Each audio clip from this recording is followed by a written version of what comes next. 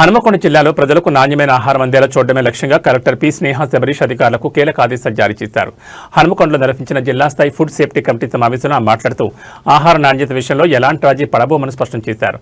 Municipal మరియు food safety అధికారులు సమన్వయంతో వారానికి కనీసం 3 రోజులు హోటల్స్, రెస్టారెంట్లు, ఫుడ్ కోర్టులు మరియు హాస్టళ్లపై దాడులు నిర్వహించాలని ఆదేశించారు. అన్ని ఆహార కేంద్రాలు FSSAI ప్రమాణాలను పాటించాలని, ట్రేడ్ మరియు ఫుడ్ లైసెన్సులు ఖచ్చితంగా కలిగి ఉండాలని సూచించారు. హోటల్స్లో సరఫరా చేసే త్రాగునీరు, RO ప్లాంట్ల నాణ్యతను పరీక్షించాలని, అనుమానం వస్తే నమూనాలను ల్యాబ్కు పంపాలని ఆదేశించారు. నిబంధనలు అతిక్రమించే స్ట్రీట్ వెండర్లు, హోటల్ నిర్వాహకులపై కఠిన చర్యలు తీసుకోవాలని అధికారులకు దిశానిర్దేశం చేశారు.